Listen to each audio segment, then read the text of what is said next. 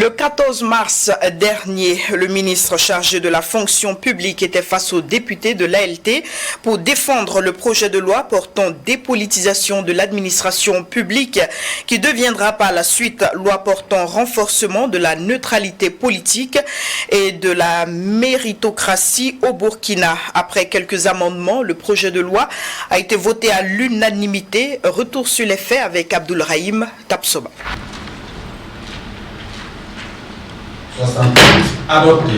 C'est fait. Le projet de loi portant renforcement de la neutralité politique et de la méritocratie dans l'administration publique a été voté à l'unanimité, 68 pour sur 68 votants. Adopté en Conseil des ministres en sa séance du 30 novembre 2022, cette loi qui vient d'avoir le hockey de l'ALT comporte 37 articles et vise à rendre l'administration publique républicaine. Bien avant son adoption, certains députés ont émis des craintes, à savoir dépolitiser l'administration publique et la syndicaliser.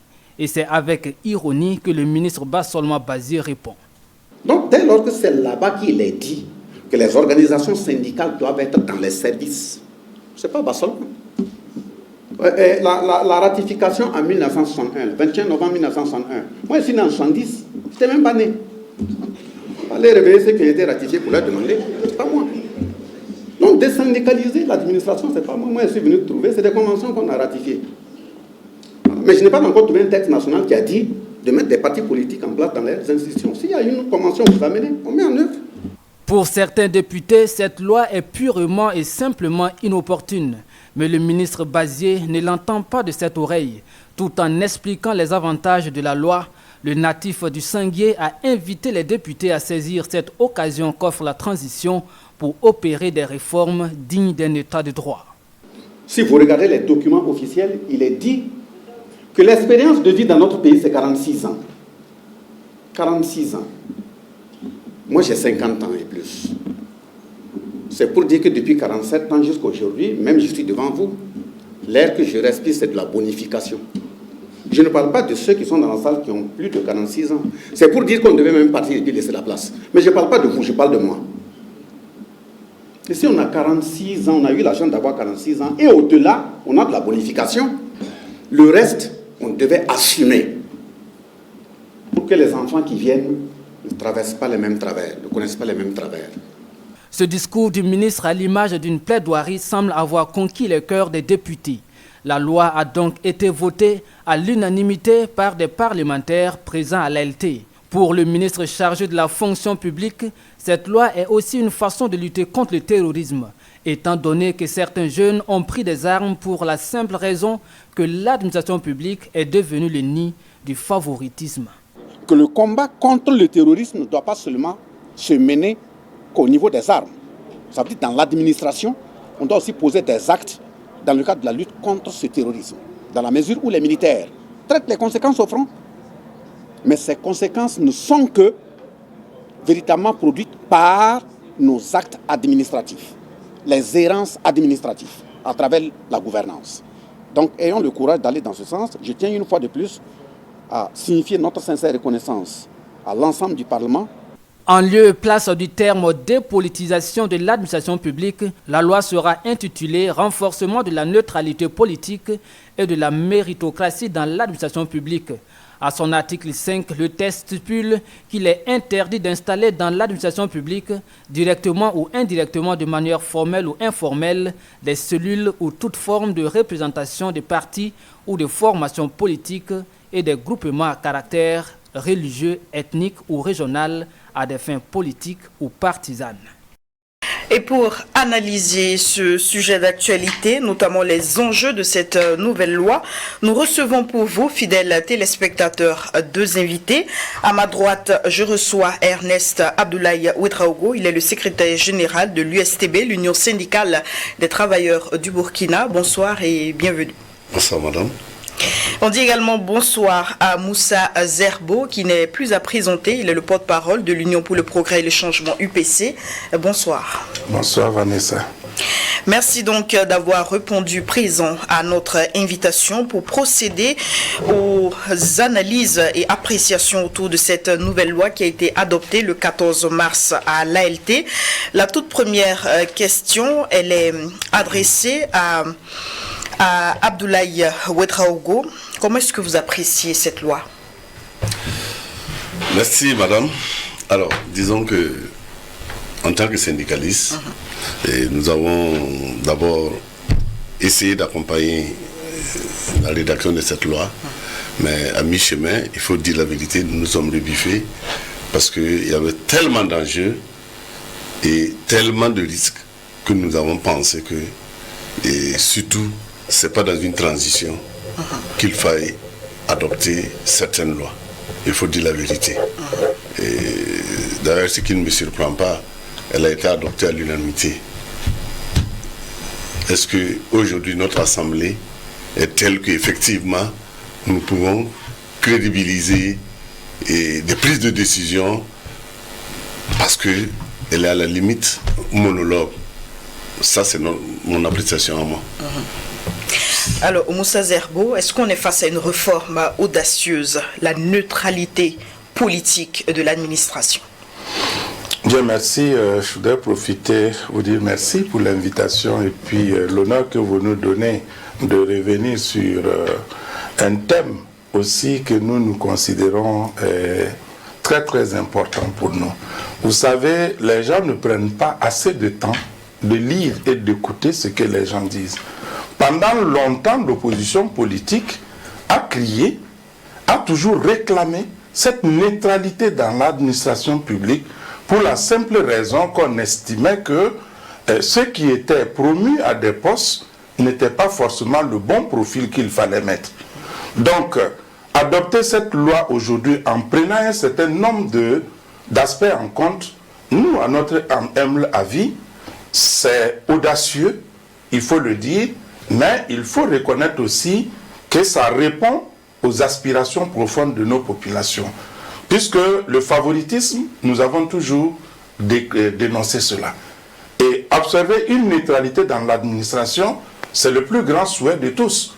Si la loi telle que votée et les décrets qui vont accompagner vont dans ce sens-là, je pense que c'est une bonne chose et on peut se réjouir de l'adoption de cette loi-là. Alors l'UPC est un parti qui respecte les valeurs démocratiques. Est-ce que il est arrivé que l'UPC ait des représentations politiques au sein de l'administration? Bon, il faut dire que de façon générale, vous me ramenez à parler d'un sujet dont nous avons évoqué à plusieurs reprises. Nous avons de hauts cadres qui sont dans l'administration et qui sont de l'UPC. De par leur appartenance politique, n'ont jamais été promus. Et je vous prends un exemple qui a fait le tour de presque tous les journaux. Un de nos cadres au niveau du ministère de l'administration des infrastructures. Un qui a été nommé en conseil de ministre. Et parce qu'on s'est rendu compte après qu'il était de l'UPC, il n'a jamais pris fonction. Et ce dernier a dû, j'allais dire, prendre une disponibilité et créer son propre cabinet. Ça, c'est un cas concret et l'intéressé se reconnaît. Le ministère des infrastructures de l'époque se reconnaît dans cette pratique. Des inspecteurs divisionnaires ont été nommés à des postes de responsabilité parce qu'on s'est rendu compte tout simplement que ces gens-là militaires, au sein de l'UPC, ils ont été immédiatement relevés de leurs fonctions. Donc, nous avons été victimes de cette politisation de l'administration. Nous avons été toujours victimes de cela. Voilà, parce que vous n'ignorez pas, l'UPC a fait 10 ans d'opposition politique et ce n'est qu'à la faveur des élections de 2020 où nous sommes allés occuper le ministère de la Réconciliation nationale, chose qui nous tenait à cœur, et on a fait exactement 1 année 10 jours dans ce ministère-là. Donc c'est pour vous dire qu'en réalité, on en a souffert au même titre que tout le peuple burkinabé. Donc aujourd'hui, nous nous réjouissons de cela. Maintenant, je vous dis également que cela rentre en droite ligne avec notre programme politique de société. Lorsque vous lisez notre programme de 2015, vous verrez que tous les éléments que nous avons cités se retrouvent dans cette loi-là. Nous allons y revenir, Moussa Zerbo. Je reviens à Ernest Ouedraogo. Est-ce que le processus de dépolitisation de l'administration transformé en neutralité de l'administration, le processus qui a été entamé justement depuis 2015 et qui aboutit en 2023, soit 8 ans après, est-ce que les syndicats portaient cette lutte-là? Alors, il faut dire que c'est même une des premières revendications syndicales. Mais comme on le dit, aujourd'hui, il faut aller dans les votes de nos lois de manière inclusive. Parce que nous sommes quand même dans une situation assez fragile. Et aujourd'hui, nous pensons que la loi 081 est déjà quelque chose qui réglemente cet aspect de la vie de l'administration publique. Et nous pensons qu'aujourd'hui, même notre constitution est claire là-dessus. Et faire un grand tintamarre pour cette loi, pour nous, ça relève du populisme. Parce que tout était déjà réglé. Ne serait-ce que par la loi 081. Et aujourd'hui, si vraiment les gens voulaient y aller, alors, dites-moi, le président, le premier ministre, les ministres aujourd'hui, comment ils ont nommé les secrétaires généraux? Comment ils ont nommé les directeurs de cabinet? Aucun n'a utilisé cette procédure qui existe déjà. À la limite, on aurait pu accorder du crédit à ce régime si vraiment, dans leur démarche, ils avaient déjà donné l'exemple. Est-ce que vous voyez? Nous pensons qu'aujourd'hui, nous voulons, à la limite, transformer nos échecs à des endroits et prendre certaines choses pour nous faire oublier là où on a échoué. Parce qu'aujourd'hui, ça fait un gros bruit, on oublie un certain nombre de choses de la vie qui nous tiennent vraiment à cœur. Notamment la sécurité. Notamment la sécurité, où aujourd'hui, il faut le reconnaître, aucun régime n'a réussi. On va de mal en pis.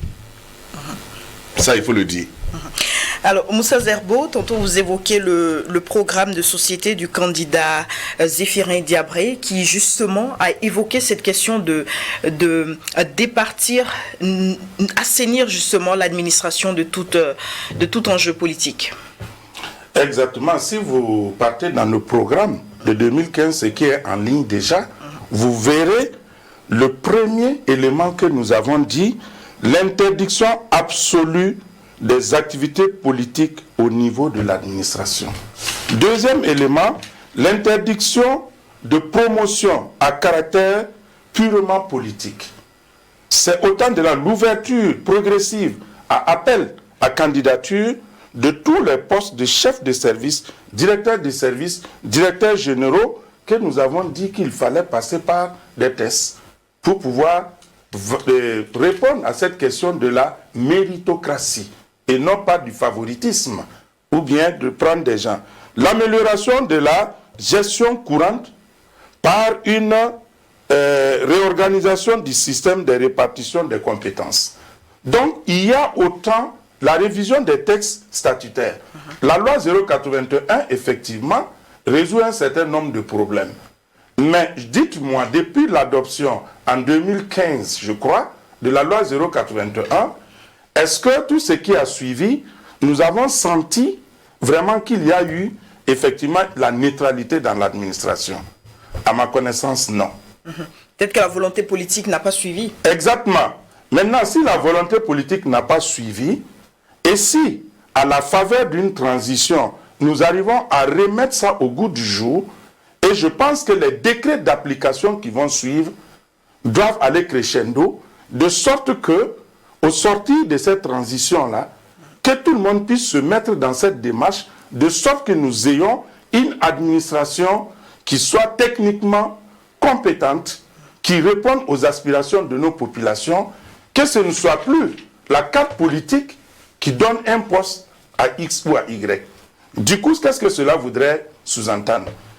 Que vous soyez de la société civile, c'est votre choix. Vous avez décidé de ne pas faire de la politique.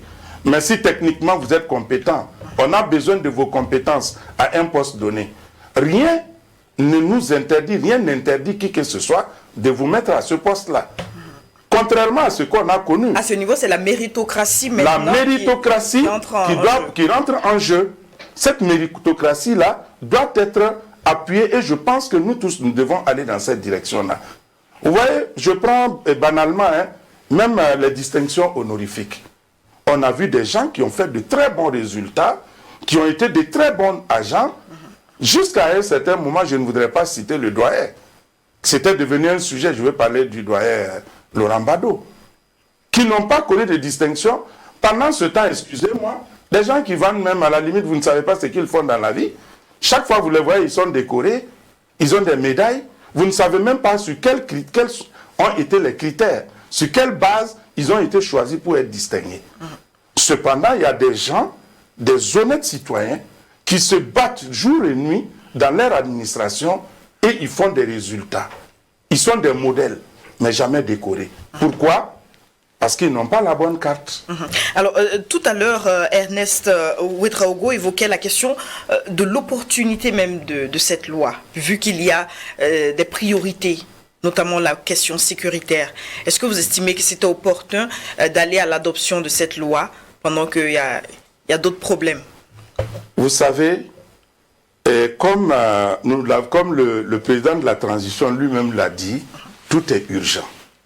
Tout est urgent. Je crois qu'il y a la question prioritaire et qui a été, j'allais dire, ce qui a été porté devant nous tous, qui est de reconquérir 75% de notre territoire, donc la question sécuritaire. Je pense que quelque chose est fait aussi dans ce domaine, reconnaissons-le. Même si ça ne vaut pas, jusque-là ce que nous attendons, nous pensons qu'il y a quelque chose qui est fait. À travers ce que vous avez donné dès l'entame, ce qui a été mené comme action, nous voyons aussi. C'est vrai que ce n'est pas du tout à la hauteur de ce que nous attendons. Mais reconnaissons que quelque chose est fait. Ce n'est pas pour autant que les autres aspects de la vie de notre société doivent s'arrêter. On est d'accord. Ce n'est pas parce qu'on a des questions sécuritaires qu'on ne va pas résoudre les questions économiques. Ce n'est pas parce qu'on a des questions sécuritaires que la question culturelle, la question, j'allais dire, liée à la gestion même de l'État, qu'on doit oublier cela. Je pense que tout se tient. Mais la priorité des priorités, comme il a dit, je consens avec lui que c'est la question sécuritaire qui devrait être la priorité des priorités.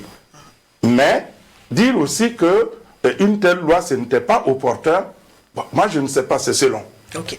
Alors, vous évoquez tantôt les enjeux et les risques liés à cette loi qui vous ont un peu freiné dans la suite du processus. De quels risques est-ce que vous faites cas? Nous pensons, Madame Vanessa, qu'aujourd'hui, nous devons aller de manière inclusive.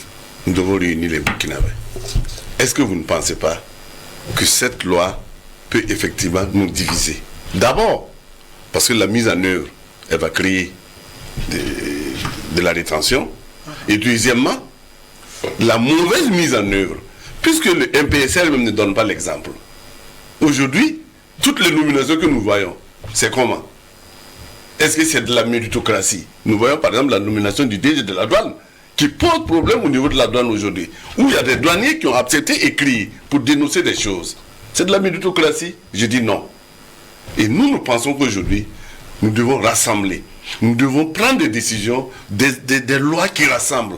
Nous ne devons pas aller dans la division. Déjà, la loi 081 règle le problème. Il suffisait des décrets, des décrets d'application ou alors des décisions de gestion au niveau sectoriel. C'est tout. Dans ton secteur, on dit, bon, pour nommer quelqu'un, il faut faire ci, il faut faire ça. Et ces décisions de gestion auraient pu être mises en œuvre pour nous éviter tout ce boucan que les gens font autour de la loi, comme si vraiment c'est pas du nouveau. Est-ce que on l'a voté? On va voir comment ils pourront le mettre en œuvre, la mettre en œuvre cette loi. On attend de voir. Alors la mise en œuvre, on a vu qu'il y a des peines. Ceux qui ne pourront pas justement aller dans le sens de la loi seront forcément punis, sanctionnés. Eh bien, commençons à sanctionner tous les ministres parce qu'aucun n'a nommé son DIRCAB ou son SG par la voie de la méritocratie. Les DG aujourd'hui qu'on remplace, est-ce que c'est de la méritocratie? Je dis non. Commençons à les sanctionner alors. Alors, vous nous amenez justement à parler de la question des nominations. Il y a Moussa Zerbo qui évoquait tantôt cette question de nomination à problème. Ernest Ouedraogo revenait également sur ce point. Est-ce que, justement, la question le format de la nomination actuelle, puisqu'on voit lorsqu'il y a changement de régime, il y a automatiquement balayage, nettoyage de l'administration avec la mise en place de nouveaux personnages, certainement des gens de confiance, n'est-ce pas? Bien. Qui est politique, comment est-ce que ça se passe? Oui, bon, comme on le dit, personnellement, je vais vous dire quelque chose. Avec quelques députés, quand nous étions à l'Assemblée, nous avons décidé ensemble d'écrire un texte pour dire tout simplement qu'il y a des postes qu'on appelle les postes techniques qui doivent être des postes qui doivent être neutres. Ces postes neutres-là, je pense quand vous prenez la loi... Les postes de secrétaire généraux, ainsi de suite, ça, ce sont des postes qui doivent être dévolus à des techniciens qui ne doivent pas forcément être affiliés à des partis politiques. Ou par connaissance. Ou par connaissance. Non, ce sont des techniciens dont leur technicité a été avérée. Et nous avons dit, à l'image de certaines administrations, où on peut donner 4 ans, 5 ans, avant de remplacer ces personnes-là. Il ne faut pas que, parce que quelqu'un est nommé ministre aujourd'hui, en venant, la première des personnes qui est partie, c'est son DAF, qui est parti, ainsi de suite, DIRCAB, on fait partie tout le monde. Donc, de sorte que l'administration est en perpétuel recommencement. Alors qu'on devait rester dans une dynamique qui devrait permettre quand même de continuer. Il y a des ministres qui sont venus, qui ont produit des choses assez formidables.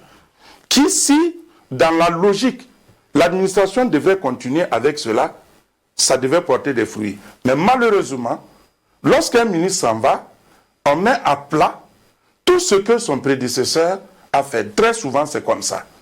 Parce que ceux qui viennent, le temps de s'imprégner des dossiers qui sont en cours, des dossiers qui sont en étude, ça met du temps. Et très vite aussi, il y a un changement, lui aussi il est parti. De sorte que l'administration peut être bloquée. Donc, pour revenir à la question de la nomination à la tête de la douane dont parle M. Ouedraogo, je pense qu'à ce niveau-là, il faudra qu'on fasse attention aussi. Aujourd'hui, toute nomination est sujet à critique. Ça, il faut le reconnaître. Vous-même, vous l'avez dit, beaucoup de nominations. Est-ce qu'on a mis un mécanisme aujourd'hui à quelque part qui permette de savoir qui mérite, qui ne mérite pas? Si c'est sur la base des dénonciations... Est-ce que c'est pas assez osé de dire toute nomination est sujet à critique? Il y a des nominations qui ne sont pas forcément... Oui, qui ne sont pas forcément, oui. Mais comme il le dit, tout de suite là, quand il a parlé de la nomination des LG et autres de la transition, je pense que ce n'est pas en application de ce texte qui vient d'être voté. Peut-être qu'il fait allusion à autre chose. C'est pour dire que nous devons faire attention aussi, parce que il y a des dénonciations qui ne sont pas forcément fondées. Il y a des gens qui sont tapis dans l'ombre aussi, parce que la tête de X ne me plaît pas. Je fais des manigances, des stratagèmes, juste pour nuire à la personne. Nous connaissons cette stratégie aussi. Je crains fort que le directeur général de la douane, personnellement, je ne le défends pas, je ne sais rien de lui, mais je veux tout simplement dire que faisons attention, parce que ces genres de trucs qui s'écrivent, qui sortent là, il n'a pas commencé sa carrière tout de suite. Alors, permettons à Ernest Ouedraogo de réagir, s'il veut bien.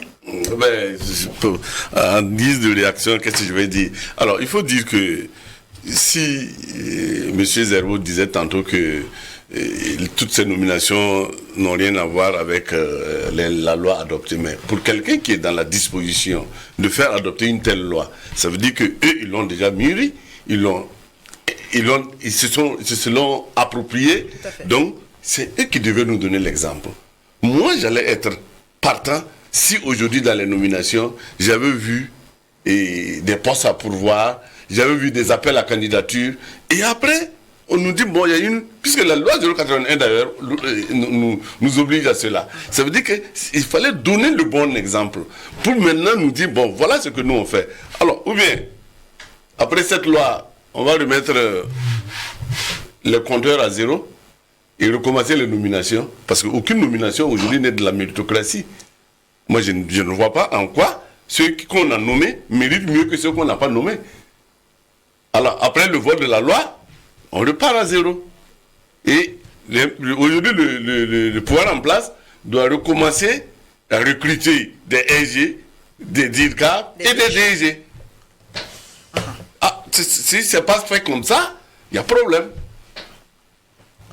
Allez-y. Oui, monsieur Drago, bon, je suis d'accord avec vous. Je suis entièrement d'accord avec vous. Parce que moi, je dis, cette loi a le mérite quand même d'encadrer et de dire de façon précise et en citant de façon exhaustive ce qu'on peut appeler des postes techniques. Et quelles sont les conditions qu'il faut parvenir. Et même à ce niveau, le premier draft que j'avais vu, je dis si c'est adopté en l'état, je pense que c'est une mauvaise chose.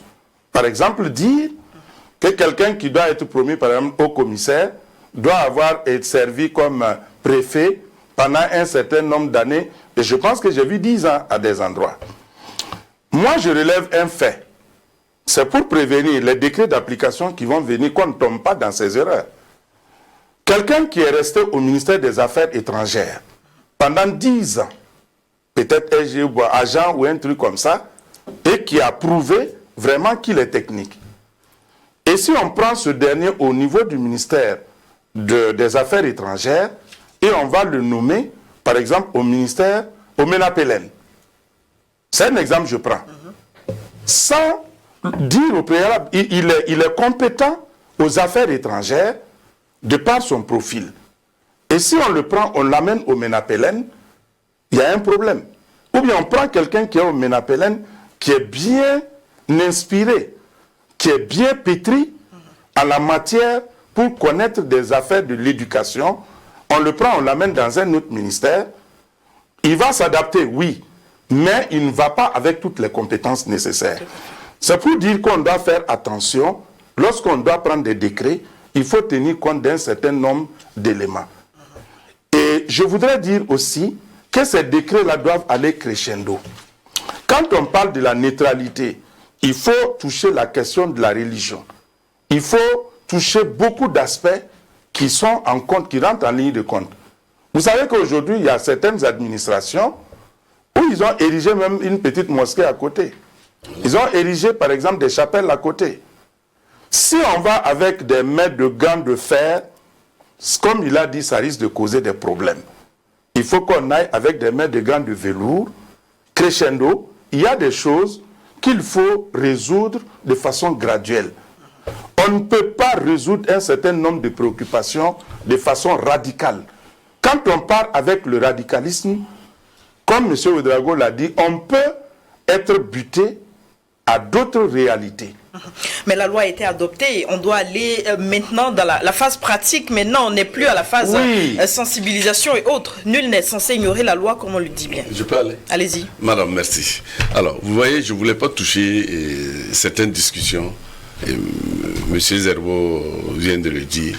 Aujourd'hui, nous avons voté une loi qui risque fort de nous créer plus de problèmes.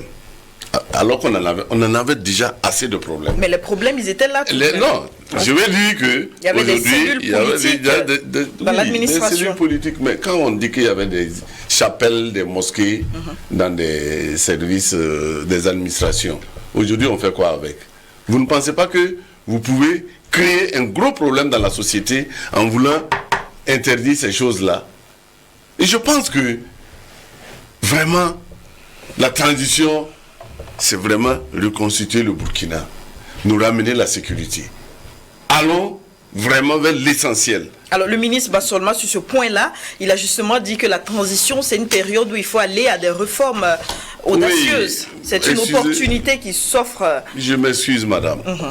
Nous ne sommes pas dans du one-man show. Ça, je le dis et je m'assume. Nous sommes à une période où il faut aller à l'essentiel. Oublions le populisme que certains veulent. Oublions le matu vu que certains veulent en faire avec. Il faut aller à l'essentiel. Aujourd'hui, c'est la sécurité, c'est l'intégrité du Burkina que nous recherchons. Nous n'avons pas besoin de diviser le Burkinabé davantage. il y a certains projets sur lesquels il ne faut pas y aller. Quand nous y allons, nous allons nécessairement buter des sensibilités et ce n'est pas évident de l'Assemblée. Alors, il ne faut pas y aller maintenant ou il ne faut pas y aller? Maintenant, quand je dis il ne faut pas y aller, moi je suis factuel. Je me dis il ne faut pas y aller parce que ce qui nous intéresse aujourd'hui, c'est la sécurité, c'est le Burkina sur tout son périmètre. Voilà. Mais à ce niveau, M. Ouedraogo, moi je ne suis pas pessimiste. C'est vrai qu'on a des difficultés réelles aujourd'hui sur le plan sécuritaire. Mais j'ai foi. J'ai foi en Dieu, j'ai foi en nos FDS, j'ai foi en nos VDP, j'ai foi en nos populations, que cette situation-là, nous allons pouvoir nous en sortir. Si nous voulons attendre aussi que ce problème soit totalement résolu avant d'entamer les autres processus, je pense aussi qu'on risque de nous retrouver dans une autre situation. Ma prière, et je pense que c'est la prière de tout Burkinabé, est que nous puissions sortir de cette situation qui nous afflige tous. Chaque jour que Dieu fait, nous sommes endeuillés. Ce n'est pas de ça que nous avons besoin au Burkina. Mais reconnaissons aussi que cette transition n'est pas là pour une éternité. Nous ne le souhaitons pas pour eux-mêmes. Ce n'est même pas bon pour le Burkina. Mais s'ils arrivent à résoudre ce problème, mais comme Madame le dit, il y a certaines lois, comme on le dit, je suis politique, je sais de quoi nous parlons. Ce n'est pas au sortir de la transition que certaines lois peuvent être décidées. Parce qu'il y aura beaucoup de calculs un peu politiques. Vous allez voir la tournure que ça peut prendre. Et cette loi-là peut ne même pas aboutir. Mais sous la transition, je pense que si cette loi a été adoptée, c'est de faire en sorte que, dans les décrets d'application, qu'il y ait moins de couacs. Ce que vous dites, c'est tout à fait normal. Il faut prévenir. Moi, je suis d'accord avec vous. Il ne faudrait pas aussi que ça crée d'autres situations dans l'administration. Déjà même, il y avait des problèmes. Lorsque vous êtes dans un service, vous-même, vous savez, celui-là qu'on va nommer comme votre responsable est obligé de recourir à vous pour résoudre certains problèmes puisqu'il ne peut pas le faire, il y a un problème. Ça crée des frustrations nécessairement. Parce que dans l'administration, nous nous connaissons. Les agents de l'État, on se connaît au niveau du service. Et la connaissance ne date pas seulement du service, c'est depuis nos écoles de formation. Ah oui, on se connaît. Ou bien bon, je voulais quand même répondre sur l'intervention de M. Zerbo. Alors, vous voyez, c'est comme Madame l'a dit, la loi c'est la loi. Et on ne peut pas faire la loi à demi-mesure. Et l'adopter, c'est vraiment l'appliquer. Tout à fait. Et alors, si aujourd'hui nous voulons l'adopter et l'appliquer en crescendo, comme le dit M. Zerbo, ça peut poser problème. Parce que moi, je peux ne pas comprendre pourquoi on veut une telle loi avancée en crescendo, alors que la loi, elle est là. Il faut qu'elle soit effective. Et en ce moment, ça peut effectivement, du fait de mon insistance pour que la loi soit appliquée, on peut se buter à beaucoup de choses. Et ça aussi, il faut faire attention. Voilà. Alors, je vous adresse justement cette question. On parle de dépolitisation de l'administration, mais beaucoup voient d'un mauvais œil le fait que l'administration soit également fortement militarisée, si on peut le dire ainsi. J'allais même dire, il faut comment on appelle le MPSR. Démilitariser. Non, il faut dé-MPSRiser l'administration. Ça, si je le dis, il faut dé-MPSRiser l'administration. Parce que nous avons vu les nominations avec effet immédiat. Et ça, d'ailleurs, c'était vraiment un mauvais scénario de notre vie. On ne peut pas aujourd'hui, parce qu'on est venu avec les armes, on a trouvé une administration, on enlève quelqu'un avec effet immédiat. Ça, c'est vraiment mal poli de le faire. Ça, je le dis et je m'assume. Et je pense que avec le MPSR 2, les gens ont dû comprendre ça. Maintenant, même quand on doit enlever quelqu'un, on ne dit pas avec effet immédiat. Donc, comme vous le dites, il faut démilitariser l'administration et déparentaliser l'administration. Aujourd'hui, il y en a, on sait que dans l'administration, il y a papa, maman et enfants qui se retrouvent dans l'administration et on sait comment. Ça aussi, c'est une réalité. Voilà. Et désyndicaliser. Vous savez, Et nous on pense que... On est dans la dynamique de la neutralité. Je suis d'accord avec vous. Effectivement, certains anciens amis se sont retrouvés parce qu'on a fait le syndicat ensemble. Ça également, c'est une réalité. Il faut désyndicaliser. Voilà. Donc il faut la neutralité à tous les niveaux. Voilà, donc vous voyez, moi personnellement, j'étais contre cette loi à cause seulement de la dénomination. Mais c'est quand ça muait, beaucoup sont... La neutralité, oui. Mais dépolitiser ce qui est politique, moi je pense que c'est... Vous êtes senti automatiquement visé? Non, pas du tout. Pas moi me sentir visé. Les politiques, je veux dire. Si on est dans un état de droit, les politiques sont censés gérer un certain nombre de questions. Quand on dit dépolitiser, ça veut dire automatiquement, l'état de droit là, on a mis ça à terre. Autrement qu'on nous dise que c'est d'autres compétences qu'on appelle pour venir gérer. Autrement dit, il parle de démilitariser. Je suis dans la même veine. Je ne peux pas comprendre que des DG de sociétés qu'on voit, que ce soit des militaires qu'on aille mettre là-bas. Bon, moi, je pense qu'on a plus besoin de lui au front qu'assis dans un bureau, par exemple, de DG. C'est mon humble avis. Il y a des gens qui ont été formés pour ça. Dans l'armée, on a été formés pour les métiers de l'arme, de faire la guerre. Et aujourd'hui, le Burkina, le maniement des armes et concevoir des stratégies de guerre pour nous sortir de cette situation. Je suis entièrement d'accord avec lui lorsqu'il dit qu'il faut démilitariser l'administration. Et je pense qu'à ce niveau-là, il faut effectivement qu'on se rende à l'évidence, dire qu'il y a certains postes qui doivent revenir forcément, bon, pas forcément à des militaires, mais il ne faudrait pas qu'on veuille à tous les niveaux mettre des gens à des postes. Bon, ça peut ressembler aussi à du favoritisme, ce qu'il ne faut pas. Et je pense que c'est ce que nous pensons que cette loi-là doit être à mesure de résoudre. En fait, c'est là, quand on parle de neutralité, moi je suis pour la neutralité. C'est-à-dire on fait appel à vous selon vos compétences. On n'a pas besoin de savoir si vous militez avec X ou vous militez avec Y. Non. On reconnaît à vous que vous avez les compétences nécessaires. On vous met à ce poste de responsabilité. Je pense que c'est important. C'est désyndicaliser aussi, voilà, parce que c'est important. Il faut qu'on arrive à comprendre, chacun n'a qu'à jouer son rôle. Dans un état de droit, il y a ce qu'on appelle le pouvoir et le contre-pouvoir. Si on arrive à un niveau où on n'a plus ça, on ne sait pas où est-ce qu'on va, chacun va dans la même direction. Ah, je ne suis pas sûr qu'on soit en démocratie. Il faut arriver qu'il y ait vraiment ce contre-pouvoir-là qu'on appelle les syndicats et autres, qu'ils jouent leur rôle. Voilà, aujourd'hui nous sommes dans une situation où, bon, on ne sait pas qui fait quoi. C'est la question qu'on se pose. Qui fait quoi? Et pour qui? Et pourquoi? Alors, on va avancer justement avec l'application exacte de cette loi. Tantôt, nous avons justement évoqué ces difficultés auxquelles l'administrateur pourrait être confronté justement dans la mise en œuvre de cette loi, surtout le caractère religieux. C'est assez difficile de dire aux agents qu'ils ne pourront plus prier dans le lieu qu'ils avaient eux-mêmes aménagé justement pour cela. Comment est-ce qu'on doit y aller? Est-ce qu'il faut sensibiliser, faire des séances de sensibilisation ou aller par la manière forte? Ben, écoutez, notre position est claire. En tout cas, nous, on n'accompagne pas la loi. Donc, ceux qui l'ont voté vont trouver des solutions. Parce qu'on savait qu'on allait se buter à des problèmes assez sérieux et qui ne nous rassemblent pas. Donc, la gestion de ce que vous venez de poser... Donc vous êtes observateur? Non, nous sommes à l'observation, on regarde. D'ailleurs, lorsque la loi partait à l'Assemblée, parce qu'il y a une commission de l'Assemblée qui devrait discuter, nous, on n'est pas partis. La KJDH? KJDH, on n'est pas partis, on a préféré, on n'a pas fait d'amendement, on laisse ceux qui s'agitent et qui pensent être des grands savants, ils n'ont qu'à avancer. Mais est-ce que ça aussi, c'est pas une erreur, justement? Non, c'est pas une erreur. On dit souvent que la politique de la chaise vide est souvent une erreur. Non, ça, c'est pas une politique de la chaise vide. C'est un désaveu clair.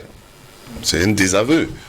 Maintenant, comme les gens sont très forts, ben écoutez, parce que nous, on n'a pas envie d'être maltraités sur les zones chaque fois. On a vu la loi sur le code du travail, on nous a accusés alors qu'on était innocents, qu'il y avait des manœuvres pour saper l'adoption de la loi, du code du travail. Et ça également, on a commencé à dire qu'il y avait des manœuvres souterraines. Bon, écoutez, vous savez, c'est de la comédie. Bien, à ce niveau-là, est-ce qu'on peut aller vers une réelle application ou on va juste rester dans l'application des façades? Non, pas une application de façade. Moi, je pense qu'en toute chose, il faut de la sensibilisation. Il faut de la sensibilisation parce que personne n'est fermé. Personne n'est fermé. Moi, je pense que M. Ouédraogo qui est assis aujourd'hui, même si c'était lui l'imam de la mosquée, je sais pas, de son ministère de tutelle, et qu'une loi a été votée, je pense que lui-même, il peut être porte-voix auprès de ses autres pairs pour dire « Ah, la neutralité nous impose que nous ne puissions plus exercer ici. Et aux heures de service, et ceux qui sont dans les services à feu continu, où tu ne peux même pas enlever ta main, par exemple, de la machine, qu'est-ce que tu fais? Je vais parler des usines. Vous n'avez pas de temps pour vous retirer, pour aller et prier. Bon, moi, je ne suis pas contre le fait qu'on prie. Je suis musulman, pratiquant. Je suis pour la pratique religieuse. Mais je pense aussi que dans les conditions, le Coran a tout facilité. Le Coran a tout facilité. De toutes les Écritures saintes, nous ont tous facilité. Il n'y a pas de sanction pour quelqu'un lorsque tu n'es pas tenu pour responsable de l'heure de la prière arrive, tu es au service de quelqu'un, tu es en train de faire un travail. À supposer que ce soit un travail à la chaîne. La seule absence peut provoquer des dégâts énormes. Et ça va te conduire à la porte. On fait comment? Je pense que l'administration publique aussi doit être vue comme ça. On a été recruté. Si on doit travailler de 7 heures, je ne sais pas, à 16 heures, acceptons que de 7 heures à 16 heures que nous travaillons avec les pauses qui ont été mises dedans. Dans mon contrat ou bien dans autre chose, il n'y a pas un temps qui m'a été dit, tu peux arrêter le travail pour aller faire ci. Moi, je pense que cela relève de la bonne volonté de tout un chacun. Et ce message-là, je pense faire passer un tel message, si on n'est pas de mauvaise foi, je ne pense pas que ça puisse causer problème. Comme il le dit, bon, moi je pense que tout passe par le dialogue, la communication. Tant que vous n'allez pas communiquer avec les gens, lorsque vous allez aller, comme on le dit là, par la méthode forte, l'homme a tendance à se rebuffer lorsqu'on sent qu'on veut lui imposer quelque chose. Pourtant, à lui expliquer, facilement l'intéressé peut comprendre. C'est comme le cas de payer les impôts. Vous voyez que par la sensibilisation, quelqu'un peut se lever librement aller payer ses impôts. Par contre, si vous venez, vous voulez lui imposer, il ne sait même pas pourquoi lui-même il paye cet argent-là. Mais si on arrive à le sensibiliser, à lui faire comprendre, tes impôts-là, voilà ce à quoi ça sert, voilà ce pourquoi on te récolte ça. C'est exactement la même chose. On peut passer par des communications au niveau de l'administration pour que chacun soit au même niveau d'information. On sait que c'est comme ça. Mais il y a des gens aussi qui sont un peu durs à cuire, comme on le dit. Alors, assainir l'administration publique, une réalité. Ernest Ouédraogo, comment est-ce qu'on peut arriver concrètement à le faire? Mais, écoutez, on a vu, sans vous couper, le ministère, le gouvernement plutôt, qui a, il y a pas si longtemps, adopté une opération de contrôle des agents, l'effectivité de leur service, les heures effectives qu'ils passent au niveau de l'administration. Est-ce que tout ça rentre dans le panier de l'assainissement de l'administration? Bon, je pense que là-dessus, c'est vrai que nous, syndicalistes, on a un rôle à jouer, un rôle d'interpellation et tout auprès de nos camarades. Parce que être un bon travailleur, un bon militant d'abord, c'est celui qui travaille. Tout à fait. Voilà, donc on ne cesse de le répéter. Bon, et c'est vrai aussi qu'au niveau de l'administration, il y a quand même des mécanismes aussi qui sont là, qui peuvent amener les travailleurs à être assidus, à être vraiment à leur poste. Parce que je pense pas que... Bon, moi je suis dans une société d'État, je sais qu'aujourd'hui il y a des déclinaisons qu'on te donne, il y a des choses sur lesquelles tu ne peux pas t'échapper. Donc, bon, je pense que l'administration publique aussi devrait emboîter le pas pour que, effectivement, le travail soit décliné, que le travail soit suivi d'une manière ou d'une autre. Bon, ce que le gouvernement est en train de faire, c'est bien, mais c'est spontané. Et si il faut faire ça et puis laisser après les gens retomber dans une autre habitude, ça devient autre chose. Donc, il faut un mécanisme permanent, pérenne, qui puisse effectivement amener le travailleur à s'acquitter de ses obligations. Pourquoi ne pas aller sur des pointages numériques? Par exemple, pourquoi pas des badges qui permettent aux gens de sortir, d'être enregistrés, de savoir qui sont présents. Bon, je pense que... Et la fonctionnalité des conseils de discipline. Voilà, exactement. Bon, écoutez, vous savez ce que c'est que les conseils de discipline, on en a vu ici. Donc, madame de nous amener sur le terrain. Mais vous savez, ce sont des mécanismes qu'il faut faire fonctionner. Il faut faire fonctionner. Bon, que personne ne soit au-dessus de cette pratique. Voilà. Moussa Zelbo, comment enseigner l'administration publique au Burkina Faso? Bon, je pense que il y a non seulement le respect des textes qui sont là. Voilà, si on respecte les textes à la lettre et que chacun se mette dans cette dynamique-là, on peut y arriver. Moi, je pense qu'aujourd'hui, on ne devrait plus être à l'étape de vouloir contrôler physiquement la présence ou l'absence de quelque chose. La conscience professionnelle devrait nous guider. Pour moi, la conscience professionnelle devrait nous guider de sorte que nous soyons à notre poste de travail et que nous sachions que c'est pour cela que nous sommes payés et que nous avons un salaire à la fin du mois. Et comme on le dit, tu as fait un travail qui mérite salaire, donc tu vas toucher ton salaire. Mais bon, il ne sert à rien aussi d'être un mauvais agent et vouloir prétendre. Moi, je pense que tout est lié ici à la conscience professionnelle. Et donc, il faut remonter à d'autres niveaux. Depuis le recrutement. Voilà, depuis le recrutement des agents, moi, je pense qu'il y a un certain nombre de facteurs aussi qu'il faut voir. Et pendant l'exercice de la fonction aussi, il faudra essayer de mettre un certain nombre de mécanismes en place qui puissent rendre aussi le travail attrayant.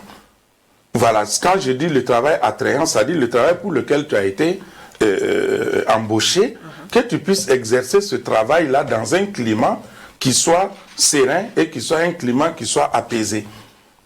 Voilà, si tu n'es pas dans un climat apaisé ou c'est un climat qui est toujours électrique, bon, qu'est-ce qu'il faut faire? Souvent, c'est pas facile.